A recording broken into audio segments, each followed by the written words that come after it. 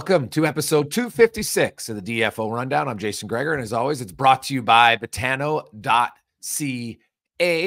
Get in the game, 19 plus. Please play responsibly. Betano.ca. And hey, Ranger fans, your team's still in the league. I know they only played once last week, but hey, you got lots of opportunities to get in on them this week. Also, of course, NBA, if you like it. Lots of intriguing matchups in the NFL, especially with so many quarterbacks injured. Take your chances. Kelsey brothers head-to-head Monday Night Football. Ooh, yes. Tonight, Philly and KC, two teams coming off a bye. Two teams that are considered strong Super Bowl contenders. So yeah, that's a good one. Lots of prop bets in there as well. Super Bowl rematch from last year. Should be good. Frank, how was Sweden? It was awesome. It's an amazing country. It was great to get a sense of their culture, get a taste of their love for hockey. I think the coolest part was seeing global series with 4 teams there for 4 games in 4 days. Seeing the youth hockey players who don't get they don't get to touch the NHL there. It's a really tough place. And I was asked, about the vibe. What was the vibe like there? How big of a deal an event like this was? And it's interesting when you go to a place that has like the Super Bowl or an outdoor game or whatever it might be, everything in town kind of feels like it's, building up to that. There wasn't that same feel with global series. And I think part of the reason is, look, the NHL is a difficult product to watch there. The East Coast games start at 1 a.m. local time. The West Coast games start at 4 or 4:30. And for young kids, like even the West Coast games are over by the time they're getting up for school. So it's a really difficult place to watch the game. That's why their Swedish hockey league teams are revered across the country there. But they love it. And for these kids, these were their hockey heroes that are in town for 4 games. And so for them to come to practice, get an autograph, a photo, the excitement was awesome to see. So I love that part of it. It's an amazing place and they really love their hockey. They're just, they're NHL fans, but it's not as big there as some other things might be. Oh no, that makes sense. William Nylander's pretty big, and he showed up huge. Had the 3 points in the first game, then he scores the overtime winner. Kind of like a Cinderella story for him. I saw the pictures and the videos of people lined up 2 blocks. Like he's a huge hero, and rightfully so. Like he's one of the best players in the game right now. He is, and I think this weekend sort of crystallized that he's one of the very best players in the league. He's,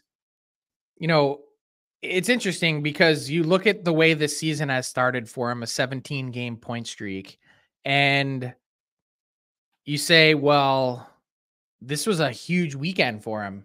And then you think back and you go, but he's been good almost every damn night in Toronto too. Oh yeah. And it's a fascinating situation that they've got unfolding there, because what I've seen this year is not only has he been the best player on the Toronto Maple Leafs, but he's also been their driver. There are other guys that they have, Matthews and Marner.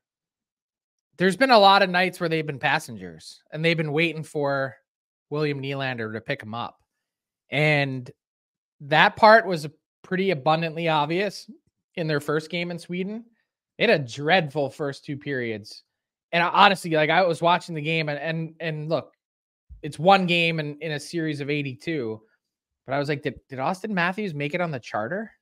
Like just invisible. And yeah, he's got a bunch of hat tricks this year, but I think what's really clear is Nylander is the driving force right now. And that's probably a pretty exciting feeling if you're a Leaf fan, because you go, at some point, Matthews and Marner are going to explode, right? You would think, yeah. No, that Tavares Nylander line's definitely be their best line, no question about it. And the Leafs are solid. They get if they get goaltending, then like a lot of teams, if you get goaltending, you can be infinitely more competitive. And yeah, William Nylander definitely just keeps the way he's playing is just increasing his value. And I'm fascinated. I don't see how Toronto can let him go, Frank. That's kind of the spot that I've worked myself into. Is if you're running the Leafs, you do anything you can, move whoever else you need to in order to keep Nylander. Yes. I think. Yeah, I agree. I think even if that means making a decision between Marner and Nylander. Like, I know which player I'd pick if I had to pick between the two of them. I'm not even saying you have to make that call, because you've got a bunch of contracts that are up at the end of this year, and you can get through one more year of this structure the way that it currently is. But then what? You've got Marner, who needs a new deal. Tavares, his deal will expire, and hopefully you can be in a spot where Tavares will be 35 in the first year of his next deal. You get him to take a significant pay cut to keep playing there. At that point, if he's relatively productive, you're probably in pretty good shape there. Yeah. He's not getting 11 mil. I would hope not. No, but at John Tavares at $6 million. Yeah. Look at Joe whatever Pavelski, it is. Like, there's no reason he can't continue to be productive. Oh gosh, no, not at all. So he, closing in on. I look at Tavares and just where he is now. He's he's inside the top 100 point getters of all time. So he's he's a good player. And him and Nylander, like, you want to have two good lines. There's no question about it. But yeah, they got to find a way to make it work financially. There might be 1 year of paying a little bit until Tavares' contract expires, and then they sign him the new one, because obviously it should come in well below what he's currently making. So, but if you need 1 year of pain to keep him, oh yeah, it's worth it. You just do it. Yes, 100%. But how do you find a way to fix this defense core? I find this Klingberg injury to be so fascinating. He came to Sweden, was really trying, obviously, to push to play in Sunday's game. Can't do it. This injury that they say has been bothering him for years, which we've never heard of, has suddenly sort of reared its head, and they're in a tough spot. Like, I'm sure he wants to keep playing. He's a young guy, but he's also not up to snuff. Like, he's not cutting it. And you've got $4.1 million in cap space. What do you do? Well, I think they're going to do everything they can to see if he can play. And if not, he's going on LTIR. Well, right? I think we're getting pretty close to that decision on Klingberg, like probably going to LTIR. My question is, does he come off? Yeah, no. Fair. And while it does, that opens up a significant amount of cap space for them to address their defense come the deadline. I mean, I know a team that has a few defensemen available. Oh, yeah? Maybe where the Leafs current GM used to work. Oh, yes, in Calgary. Well, Zadorov does make sense. Obviously, I think he wants to go there. Everybody looked at the timing of his trade request going. It was pretty subtle, wasn't it? I mean, yeah. Well, very subtle, Frank. None of us caught on to it. So the thing is, the Flames are starting to play well. Does Tanev make more sense? He's a really good defender. Yes, you could argue. I think he makes more sense, but yeah, you could argue just for this year. Like, I'm not saying re-sign him. I'm just saying for the remainder of this year and a playoff run, I think I'd rather have Tanev. Ooh, that's a good question. Is he going to be healthy? That's my question. Thing is, like, the Flames are 3 points out of a playoff spot now, right? Like, they've rebounded after a very slow start. And, Arizona's got 18. The Ducks have, come back down to earth. They've lost 3 in a row. So, like, Calgary's going to be in a tough spot, Frank. Like, it's going to be a pillow fight for 7th and 8th, isn't it? It might be, yeah. But if you're the Flames ownership, do you trade off guys and then severely lower your chance of making the playoffs? Because what if they're in, let's say they're in 8th place, and even if it's 7th, and even if it's only 1 or 2 points ahead of everybody else, do you then still sell off your defense core? I think you do. I think that's why you do it now, to avoid even putting yourself in that position. You do it as soon as you can, because that has to be the big change from this year. And look, I know that there were increased expectations this year of, maybe not increased, but renewed expectations is the best way to put it. And they just, look, I get what you're saying, but they're still sub 500 and 3 points back of a playoff spot. First off, there's no guarantee you get in. And second, I think you have to begin to this team around. And I think you need to take a longer term look at what this is going to be. And I think the Flames are ready to do that. I think the issue is they haven't found a trade partner yet that makes sense. And there's no doubt there's been a lot of calls and activity, but I don't think, at least to my knowledge, there's not been one thing that's come down the pike that's even made them stop and think. Well, that's not surprising. It's November, right? Like we rarely in the NHL see trades in November. The odd one in December.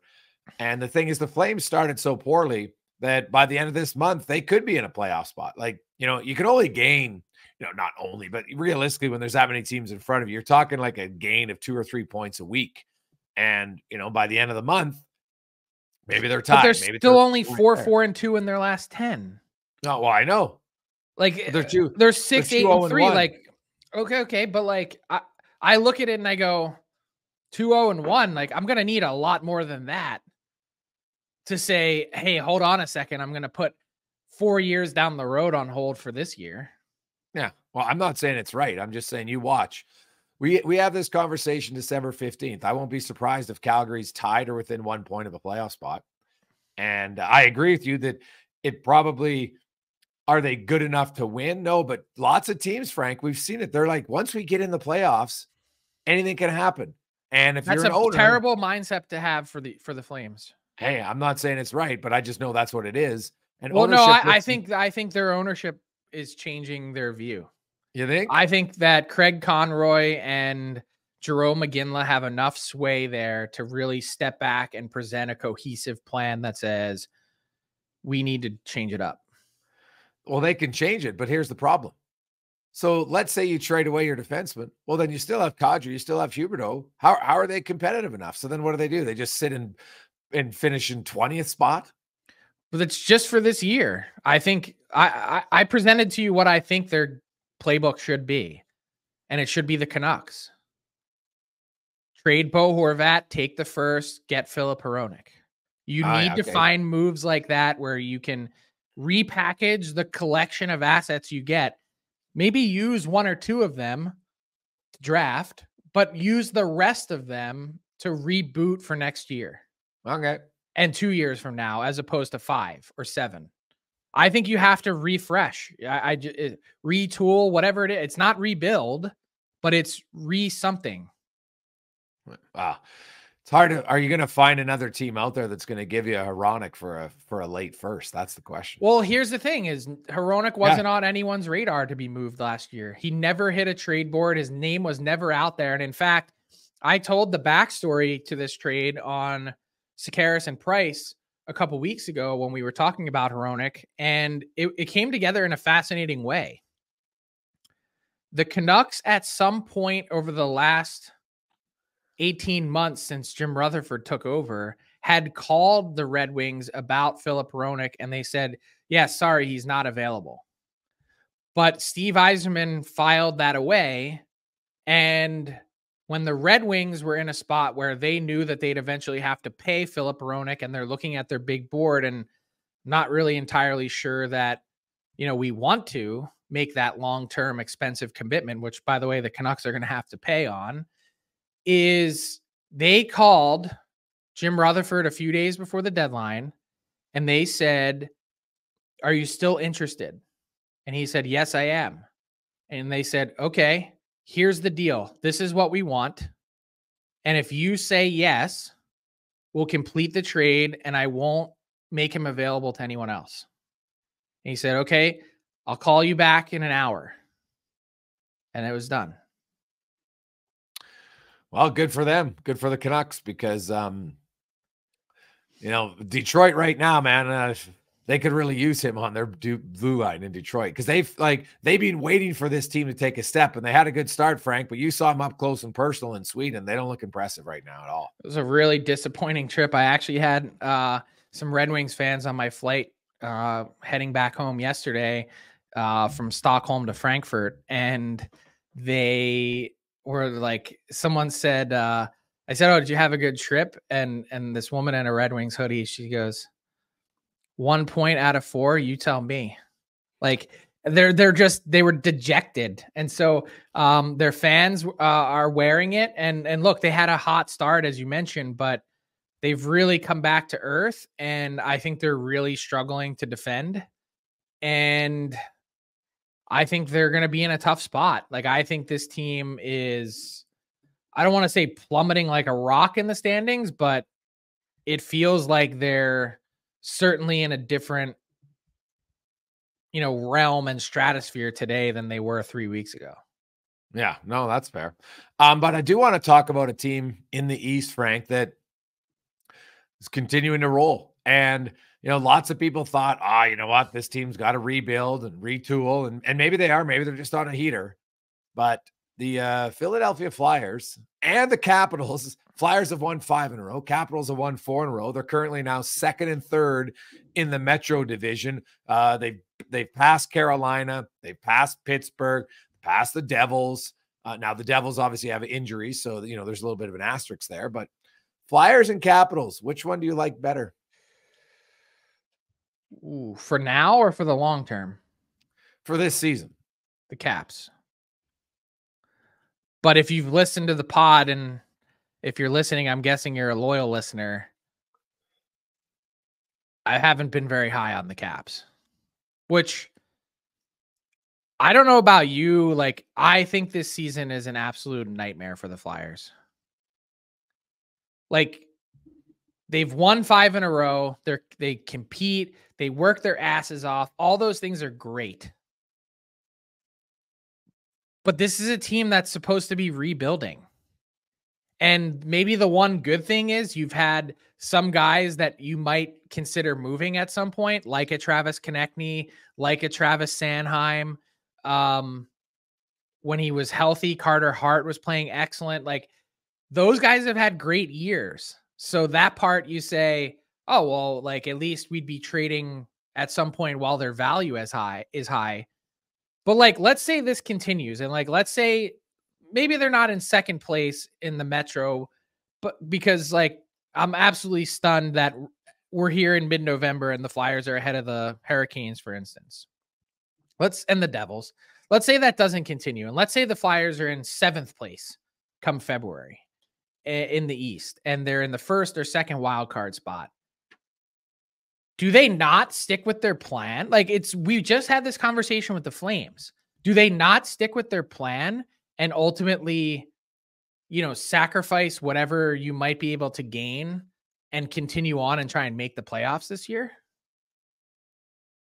Like, it's almost kind of like, well, it's different. There's nothing, I don't know that we can really quite compare this to anything.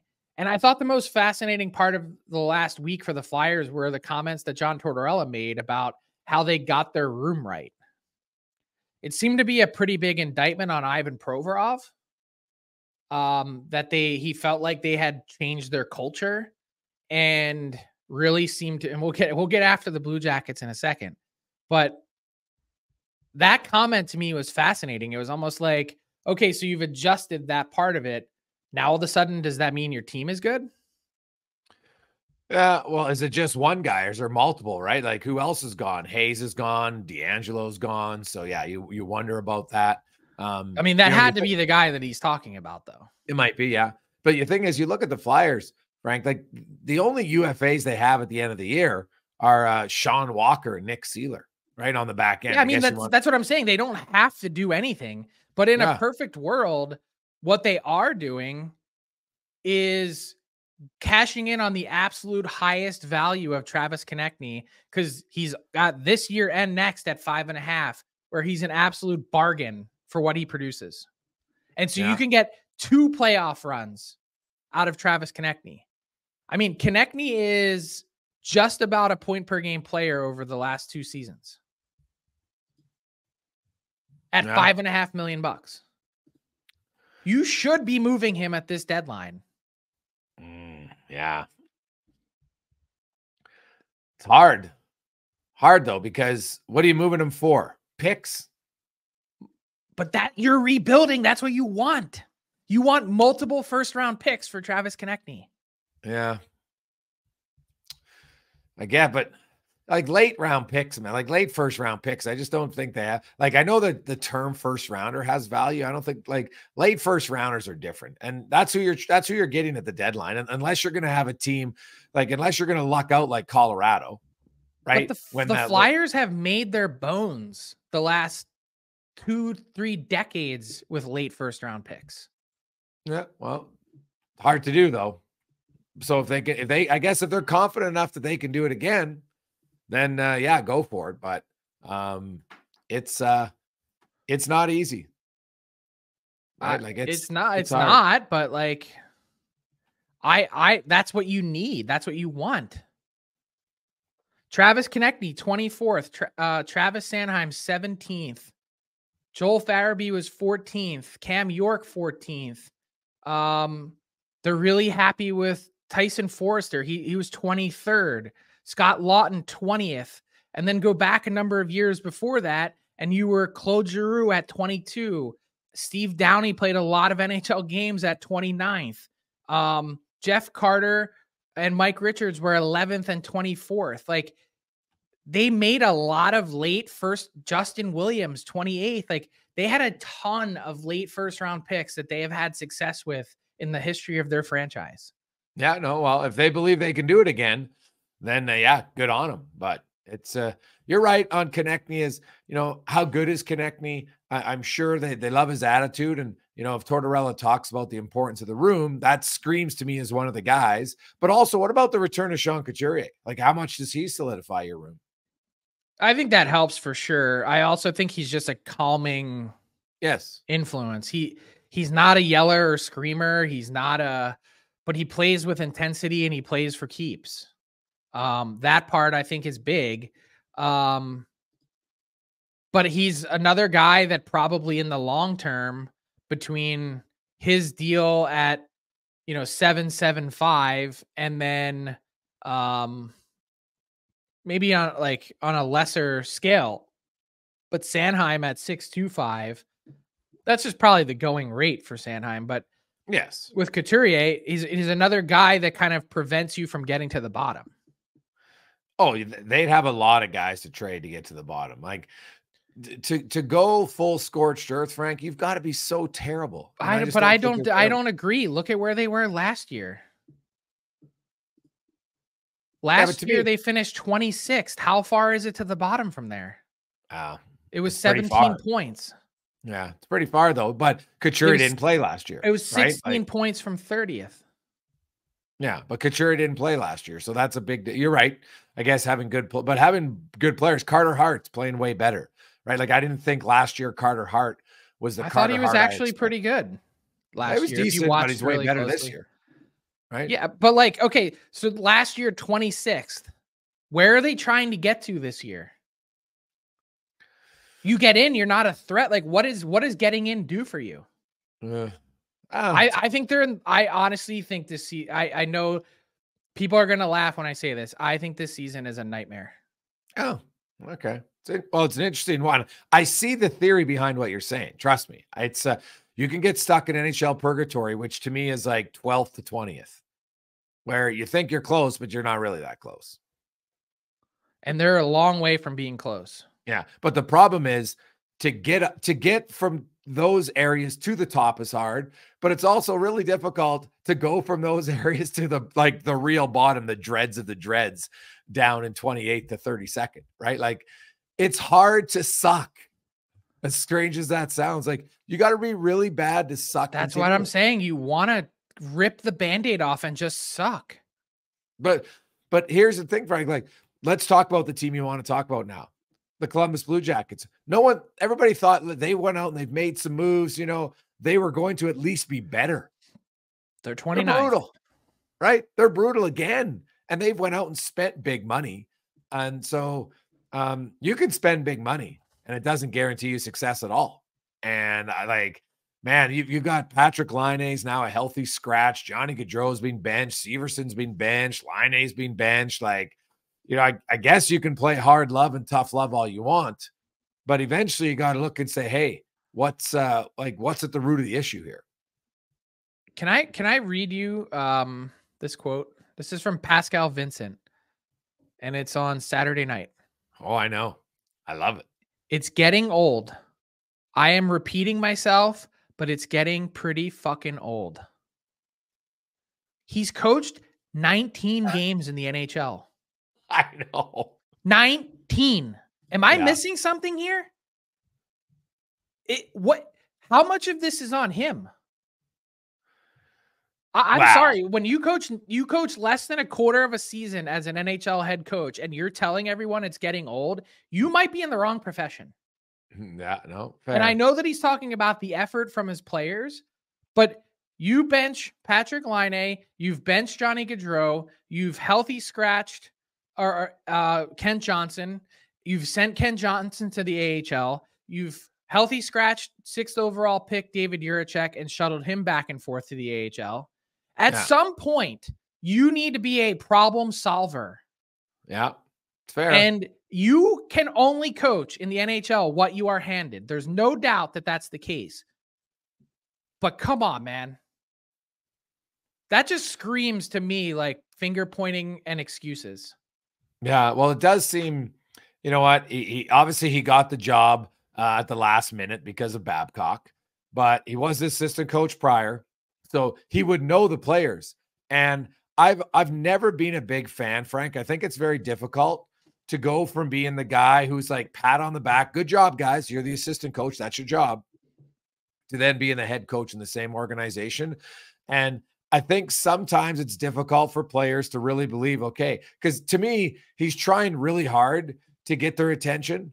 But, you know, like, hey, you bench your best players, that sends a message. But again, when he says it's getting old, it gets old to the players too. If all you do is yell and scream at your players and bench all guys. You do is bench, that can't be it's a tool in your arsenal, but it can't be the only tool. No, not at all. It can't be. And when you overuse it, it just becomes like, okay, yeah, so what? Yeah, I agree. It has to, you have to coach in today's NHL with a carrot and a stick. Yeah, I'm seeing probably a carrot more sometimes. A lot of stick. Yeah. And not very much carrot in Columbus. Yeah, it's well, you got to wonder. Is that an oversimplification? No, I think it's fair. And you do wonder at some point if ownership's like, okay, you know, we change coaches, we keep changing coaches, we keep changing coaches here. At some point, it's going to fall on the manager too. It's just. I said forever. I wrote it the day that Mike Babcock stepped away.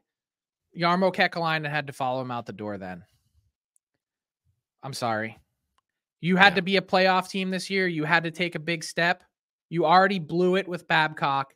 Now this team is swirling again, 29th place and on their way to nowhere. No. Like they're in last place in the Eastern Conference. Like they're 4 points behind every team in the East. I think they've already tied their franchise high winless streak. No. Not good. Not good at all. Frank, let's what is good is the generous guy. Yeah, the generous guy, which is brought to you by our friends at Crown Royal, and Crown Royal reminds you that generosity lives in all of the small things. Generous guy, love doing this every week, and mine is Ron Hainsey. I was in Sweden, and people say, Ron Hainsey, what does he do again? Former player. Yeah, he's the assistant executive director of the NHLPA. And it was his idea to give players a player of the game award, something we don't see here in the NHL, but it's a very European thing. Yes. And they have the teams line up on the blue line after the game. They read the 3 stars and the player of the game as picked by Ron Hainsey and the NHLPA. They handed out a Rolex. And the amazing part about it is they had a Swedish NHL legend every time stand there to hand out the award. And it was like a little gift bag. And you're like, oh, that's nice. Like I'm watching it and I go, oh, okay, Tim Stutzle, congratulations. You got yourself a Global Series hoodie or so. I was laughing thinking like, oh, this is probably nothing. And then they had the camera in the Sens locker room postgame and all the guys are like, what is it? What is it? And they open it up and it's a fresh Rolex watch. So this was a joint effort by the NHL and the NHLPA. They split the cost on it, but it was a great idea by Hainsey, who said, look, players are coming a long way for this. Let's reward them with a small thing. And the amazing thing is for these guys that have all this money. Like Brady Tkachuk could buy 28 Rolexes if he wants. But his face, and if you see the video, the way it lit up when he saw Tim Stutzle open the box, and he's like, better bring your A game next game, boys. Like, it reminds you that there's these guys love having a little extra on the line, something small to play for in a long regular season. And I just thought it was a great idea by Hainsey. Frank, I was in a hockey tournament coaching this weekend for U11. And at the end of the game, you got to pick the heart and hustle and the MVP. And you know what? Kids get fired up for it. People, so I don't care what age you are. There's always something nice about a little extra recognition. And so that's nice. I'm going to go with a gentleman who has played 518 career games. And this past week in his 516th career game, he set a career high for 4 assists in a game, the most generous game of his career for Josh Morrissey. Assisted on 2 of Kyle Connor's goals, Cole Perfetti and Nikolai Ehlers. He and Quinn Hughes are the only defensemen now this year with a 4 assists in a game. But Morrissey, the guy's played a long time, over 500 games. And you get your first game with 4 apples for a D-man. It came in a victory, 6-3 over the New Jersey Devils. So that obviously makes it even a little bit better. But when you're that generous on the ice, getting 4 apples, he is my generous guy of the week for Crown Royal. Crown Royal, crown everything. It's an amazing change for Josh Morrissey. Like, he's almost a point per game this year. He had 76 and 78 games last year. And his previous career high in his first 7 seasons in the league was 37. To have a guy take that jump from 37 to 76 and then to come out and do it again, I don't know if it's Rick Bowness or what, but they set him free in Winnipeg, and he's been certainly an eye-opening player since then. Well, I think people forget Josh Morrissey, was drafted 13th overall by the Jets in 2013. And then the next year after his draft year, he went out and scored 28 goals and 73 points in 59 games as a D-man for the Prince Albert Raiders. Like, he's got some offense in his game. There's no question about it. But it didn't show up for 7 whole seasons in the NHL. Yeah, I think a little bit of that was you'd look at some of the other D-men and opportunities, right? I think that plays a part sometimes. Yeah, I mean, I guess when Dustin Byfuglien's eating up all the power play time and not really getting a lot of opportunity. Right, so that does limit it, right, somewhat. But I think there's also a confidence factor, and somebody's already said, hey, Josh, you can do this. And so it's a great conversation. I'd love to talk to him about it. Because, I did. I had him on Frankly Speaking last year. You can listen to the whole thing. We went through it. We went through all of it. He's a great guy, and that's awesome to see him get our generous guy. We all know about the hero in shining armor.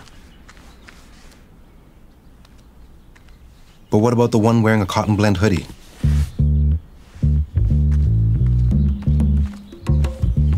Now, very quickly, Frank, a few other things. Speaking of generous, not generous, there's some good and bad of the week. The Montreal Canadiens are suddenly struggling, crashing down to earth for them. Bad week for them. Bad week for Columbus. Bad week for Chicago, going all over this past week. The Edmonton Oilers power play, Frank. How about this? In the last 13 games, their first unit is 11.6%. McDavid, Draisaitl, and Nugent-Hopkins have combined for 1 power play goal in their last 13 games. Their power play doesn't weigh. People could say, oh, you rely too much on your power play. Yeah, but you can't be 11.6% on your first unit when you were historically good for the last 4 years combined. Their power play needs to get going. And then a rather serious situation. It's been, it's an arraignment now for Milan Lucic and the Boston Bruins, Frank. Obviously not a good story off ice there for Boston. Yeah, certainly tough news to wake up to in Sweden. Milan Lucic arrested for a domestic violence issue in the Boston area. The team had just announced the day before that happened that his rehab was not going well and from injury and he wouldn't be back soon. And now you see this news. And first off, I hope that his wife or significant other is okay.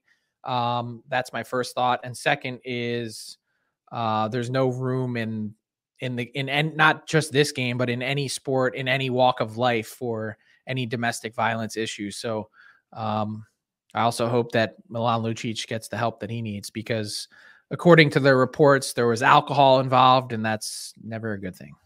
No, not at all. Not at all. Let's bring in Ty Yaremchuk.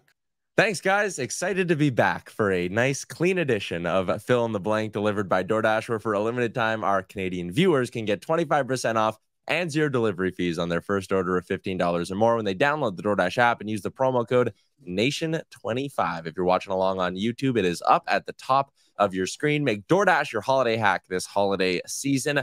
Boys, fill in the blank. I got a few for you. Couple, I think a little bit tougher than the other one, but I'll start with a nice, easy low ball for you. The next team to make a coaching change in the NHL is blank, Frank, because I think for a while after the Oilers did theirs, it was believed to be Ottawa, but now I'm kind of like, maybe there's some other candidates out there. Yeah, I don't have any sense that it's going to be the Sens.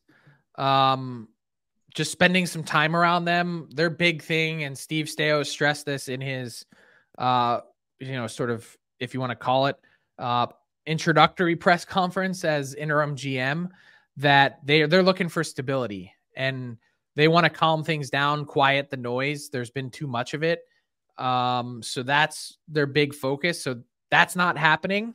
And then you see the Sens, they pick up 4 points on their business trip to Sweden. So they're in a good spot, certainly trending upward in the standings. They've played a few fewer games than everyone else too, which sort of changes the outlook. They've got a couple games in hand, 3 in hand, for instance, on the team directly above them in the Buffalo Sabres.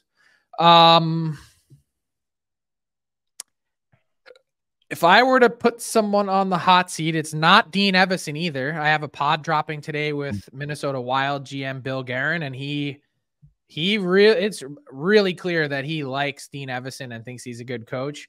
And never say never, but I don't think that's on the table or an option for them. So if I had to pick someone, I would say Lane Lambert in New York.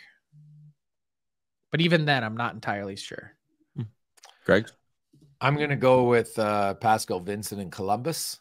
I think if this continues on, there'll be a new GM, and I think it'll be a house cleaning. That's probably fair. Although if they're dead last, I mean, even if you're the new GM, what's the point in changing the coach? Fair. But I'm telling you that we just talked about it. That whole thing about carrot and stick, like this gets real old real fast. Oh yeah. All right. So let me throw you one centered around the Columbus Blue Jackets a little bit here. Patrick Laine, obviously healthy, scratched. There is a blank % chance that Patrick Laine finishes the season with the Columbus Blue Jackets. Jason? Well, pretty hard to trade him, right? You don't have much production. You got a huge cap hit. That's usually a recipe for disaster. So I'm going to say, what's his cap hit? I can't remember. 8.6, 8.7. So I'm going to say there is 100% chance he finishes the season in Columbus. 100. Frank? Yeah, I'm going to prices right you and say 99. I'm going to say too, I'm going to take it a step further though. And let's talk about stars in the league.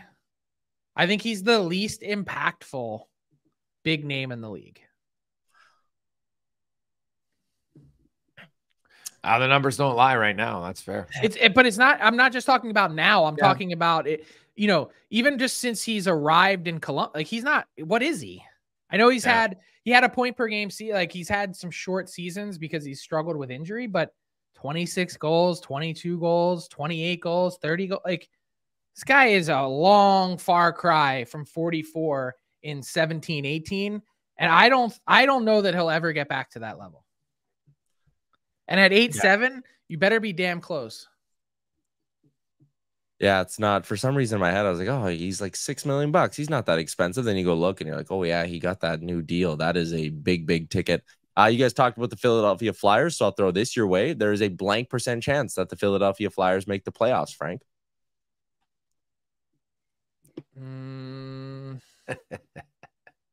Frank is so torn right now. Yeah, but I think it's higher than whatever. The first number, this is just a total pull it out of my ass. The first number that entered my head was 12%. But I think the number is actually a lot higher than that. Close to American Thanksgiving. Yeah. I don't know. I guess I'll leave it at 12%. Yeah, I think it's higher than that. But you look at the teams behind them, like it's 18 games and, they're playing well. That's good. They've won 5 in a row. Like the recent winning streak, I think changes it, because prior to that, they were 5-7-1, and people would have said, okay, that's kind of what we expect from the Flyers. So I'm going to say it's actually low. I'm actually going to say about 5%. I look at Carolina, I look at Tampa Bay, I look at New Jersey, I look at Pittsburgh. I think they're all better and they'll all catch them. Okay, so according to our friend Micah Blake McCurdy, you know him on Twitter as @ineffectivemath, and he runs hockeyviz.com. His model is awesome. He has the Flyers at 32.4%. What does he have New Jersey at? He has New Jersey at 62. Yeah. So, and he has the Islanders at 58. He has Washington, Philly, and Pitt all at 35, 35, and 32. Okay. But then but the odds are, you consider how many teams are ahead of them in the East. Like, I'll go 5 because I think it's very low chance they make it. So according to him, the 8 playoff teams right now in the East are Rangers, Carolina, New Jersey, the Islanders, Boston, Florida, Toronto, and the 8th would be Ottawa. Not Tampa? No, he has Ottawa at 47 and Tampa at 38. Right. And see, to me, the only thing I'll say is, but Vasilevsky hasn't played yet. So that changes. Right. Well, his model only looks back at they do it in 20-game increments, if I'm not mistaken. So It's only the first number of games this year, and it doesn't account for injuries. Well, exactly. So I'll take the Flyers at 5%. 5. Okay. See, I thought I was being generous at 12. Yeah. Tyler, you're muted. I can't hear you. Sorry, I was coughing. The Flyers at plus 550 over on Betano in terms of their live line to make the playoffs. Another couple that I just find interesting. You can still get the Oilers at plus 180 to miss the postseason this year over on Betano. I think that's probably an interesting price tag. And the Ottawa Senators are minus 180 to miss the playoffs, which I feel like, considering where they sit in the standings right now, is still a decent spot. Since I'm on Betano and cruising around, Hart Trophy odds have started to get interesting. If you remember at the beginning of the year, Connor McDavid was the runaway favorite. It was McDavid or the field, because McDavid was at plus 100. So it basically implies that it's a 50% chance. McDavid's now plus 275. Matthews is plus 400. Jack Hughes 5-1. David Pastrnak 6-1. Elias Pettersson 7.5-1. He might be my pick right now, but my question to you guys, sitting here on November 20th as we somewhat inch closer to the 25% mark of the season, the early season Hart Trophy favorite is blank. Jason? Well, it's really hard to have a Vancouver guy because you got 3 of them tied. You got a goalie and you got a defenseman who might win the North. So I think it's going to be difficult. Yeah. But I would say right now, it feels wide open. Yeah, I think it's very wide open. I think Cale Makar in Colorado is having a ridiculous start to the season that no one's really talking about. And but I'm going to go with David Pastrnak. Everybody thought the Bruins were done. And well, not everybody, but lots of people thought they would take a big step back. They haven't. And Pastrnak is there's no Bergeron, there's no Krejci. No one can say that he's got a centerman who's really helping him. And he's been great. So I'll go with Pastrnak. I'm going to throw a name at you. Tyler, tell me his odds. Artemi Panarin. 19-1. Throw $100 on that. I'm not kidding. He's off to an unbelievable start. 26 points in 15 games, 10 goals. He's been so good for the Rangers, and I just think he's right in that same mix. I'd say Kucherov is in there. I'd say Nylander is actually in there. I think he's the unquestioned Maple Leafs MVP to this point. And if I were to pick one of the Canucks players, it would be Quinn Hughes. Ooh, what is Quinn Hughes on this list? Quinn Hughes and William Nylander both not listed on over on Betano. So maybe we got to fire off some emails. Our friends at Betano, yeah, they got some work to do. They do have Jake Sanderson listed though at 500-1. So dare to dream, Jake Sanderson. Come on, there's no way that those two guys aren't listed and Sanderson is. I don't know. Sometimes people, because like books like Well, they Botano, take long shots, Frank. Obviously, those guys have a much higher odds, so that's all. So here's one thing I'd like to add to the Hart conversation, though.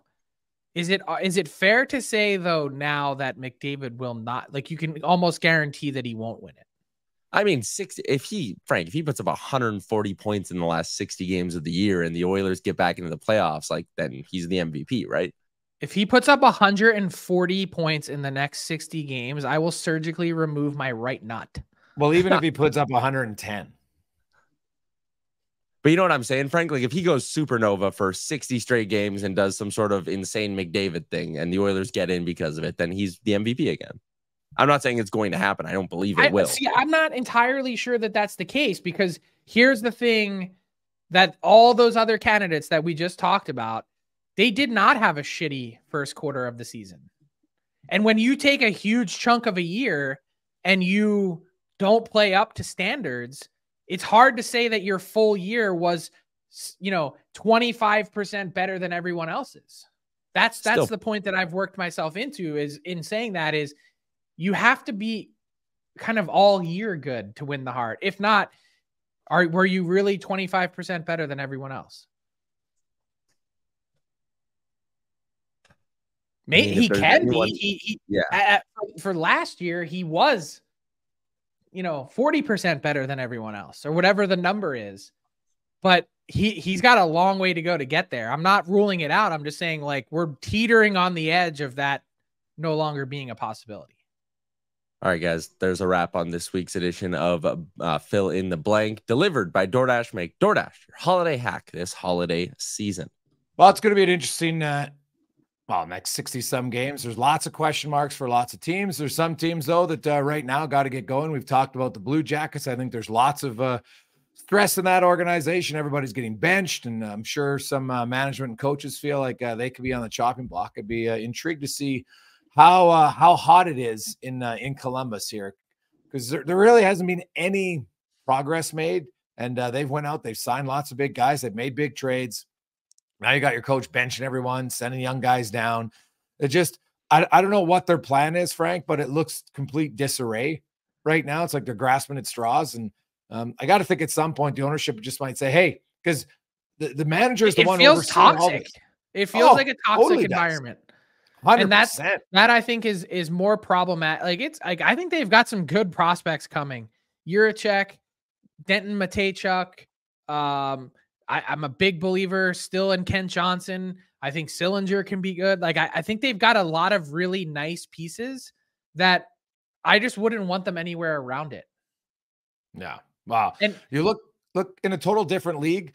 Look at the Raiders since they got rid of Josh McDaniels, and listen to what the players say and everybody around the organization about just, there's a lot less angst around the organization. And it just seems like, I thought you said it best earlier, like when you're 19 games in and you bench this many guys repeatedly and talk, and that's what you're saying.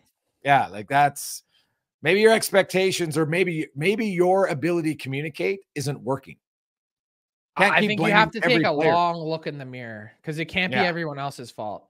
Yeah. And I think it's a horrible message to send. Even if you wanted to say that privately, the fact that you're saying it publicly is quite embarrassing. Yeah. Like when I said earlier that I loved it because it's going to generate lots of conversation, but to me, it's not leadership. No, it's not, especially as you said early on. And I'm like, so many young players, veterans, the message isn't working. So I don't think they're all this horrible of players that they should be this bad. I think Columbus Johnny Gaudreau wake up and just forget how to play hockey. Yeah. Like something's off there, the delivery message. And you know what?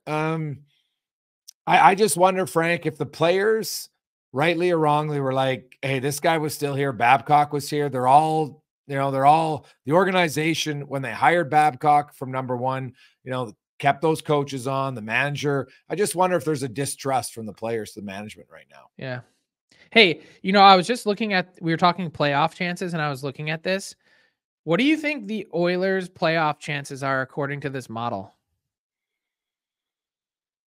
Oh, God, I don't know. 38? 58. Yeah. This model really likes the Oilers. You know who this model doesn't like? Calgary, Philly. Nope. This model does not like the Vancouver Canucks. The Canucks are at 25 points. They're 12-5-1, and I know they've lost 2 in a row, but they're nipping at the heels of the Golden Knights. And it has the Canucks at 76%, which is only 18% higher than the Oilers. And this model also does not like the Golden Knights. It has them at 87%. And it has the LA Kings as the most likely team to win the Pacific. Yeah, well, I'm guessing it weighs shots for rather heavily, Frank. That just, that's what it does. It certainly does, and expected goals for sure. It's always interesting because this is the first time I pulled it up this season because it's November and I haven't really looked a lot at playoff chances. But it's interesting to see what sort of underlying metrics stand out to people making the models. Yeah, because Vancouver's expected goals, I think, is like 24th or something, right? But they're shooting the lights out. But yeah, you watch Quinn Hughes snipe the way that he has, and you're like, okay, like a model's not going to allow for that. No, it's possible that he does. Well, not just him. Look at their power play. Look at Elias Pettersson. For years, those models never liked a guy like Leon Draisaitl. They're like, oh, he can't maintain it when he scored 50 the first time. Oh, he can't maintain this. Because what the mistake they make is they say this is the average, and if you're too high above the average, well, then it's not sustainable. I'm like, but you have to understand, elite players aren't average. That's why they're elite. So to lump them in those type of general things, there's always going to be outliers for sure. 100%. And so, yeah, it doesn't surprise me that they don't have the Canucks that high. Do I think Vancouver's going to win at the rate they've started? No, but they have a great goaltender and they've got lots of their best players are all playing great. And when that happens, they're going to win. They'll make the playoffs. I'm going to tell you right now, though, they're a lock to make the playoffs. We said that. Remember, we said this at this point last year about Seattle. They've piled up so many points already that they're almost a lock. Oh, yeah. They need 71 points to guarantee themselves a playoff spot. And there are 64 games left. Yeah. So they need 71 points in 64 games. That's 1.1 points per game. Also expressed as 128 points left on the table. So 71 divided by 128.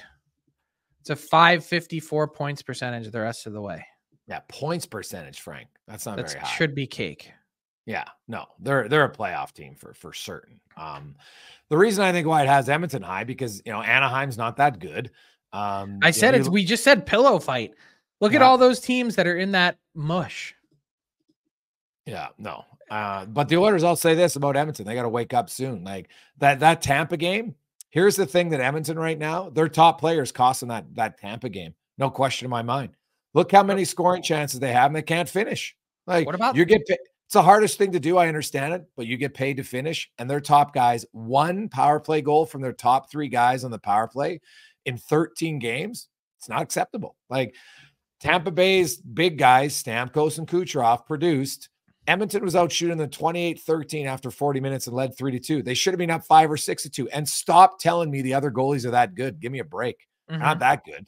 Okay, let's have some fun. Okay. So let's assume that the 6 teams that are currently in the playoffs from their divisions, the Central and Pacific, stay there.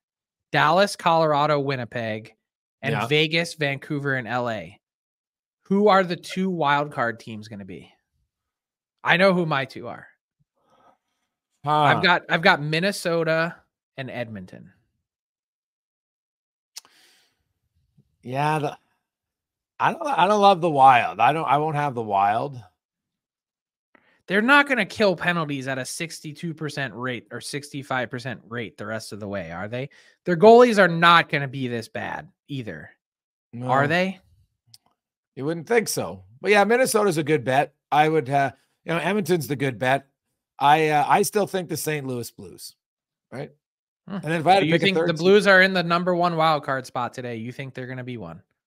Yeah, I think like the Blues have enough overall talent that they should be able to Like Arizona, no. Anaheim, no. Nashville, of course not. Chicago, I put those teams out. So it's kind of St. Louis, Seattle, Calgary, Minnesota, Edmonton, right?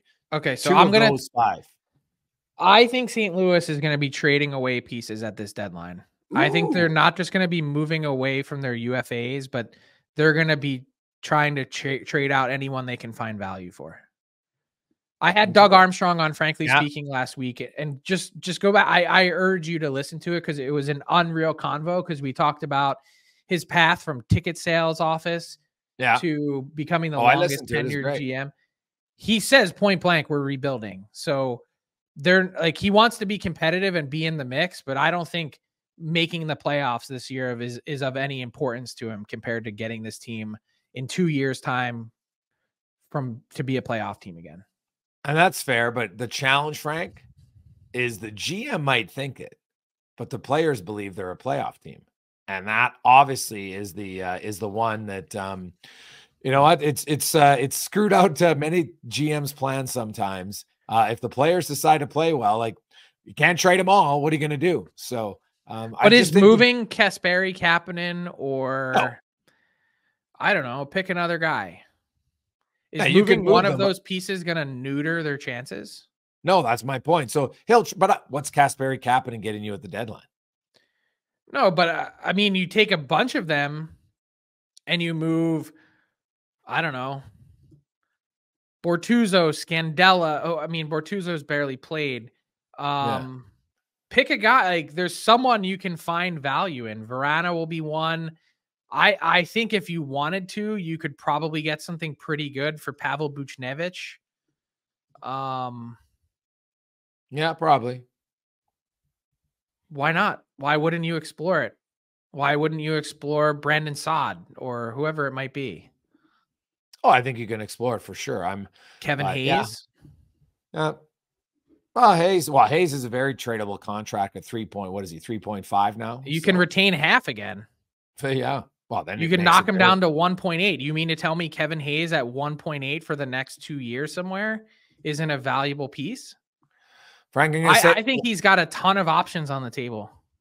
I'll get ahead of it right now. Here's the player for lots of teams to watch. If you want great value, he's got a 1.95 cap hit. He's already got 13 points, 6 goals. Sean Monahan, he's 58% in the faceoff. Sean Monahan on the Montreal Canadiens is a team who acquires him. I think it's not going to be a high cap hit. I think they get very good value. And I think because of his injury, Frank, you might not have to give up as much as you normally would. And I think Montreal might not like the return, but I think the team that gets it's going to get a really good player in Monahan. I agree with you. And I think that was exactly the reason for re-signing him. Yeah. They've given him the perfect platform to have a platform year. Like, if I was a team who needed a good center, like if he's your third line center, you got a really good third line. I agree. And so that's he had that in flashes last year before he got hurt again. And instead of selling low, it was like, let's just re-sign this guy and give him another chance. Yeah. So, name to watch. Before we go, Frank, I have to remind everyone, how you doing in your in the survivor pool? It's been a tough run on the Wendy's Daily Faceoff survivor pool. The last few weeks I've been knocked out after night 1. I know Tyler has been in the same spot, so looking to go on a bit of a run. A new game starts today. Head over to dailyfaceoffsurvivor.com. You can also get in at dailyfaceoff.com and hit the Wendy's Survivor logo in the top right corner. You can play along for not just a weekly prize of free Wendy's, and you got to download the Wendy's app, but get in on the season-long action. 5,000 cash on the line. We've got someone that's well ahead of the pack. I think 2 or 3 points ahead, and whoever that is going to be in pretty good shape. While you obsess about your picks this week, and just remember, whether you have a good start doesn't guarantee a good finish. So keep on it. And if you need a little bit of help, maybe check out their barbecue bacon cheeseburger. Fresh but never frozen Canadian beef that has melted cheese all over it with applewood smoked bacon. Only at Wendy's. Frank, have a good week. Thank you for watching the DFO Rundown. Hit the subscribe button to never miss a show. And for more, visit dailyfaceoff.com.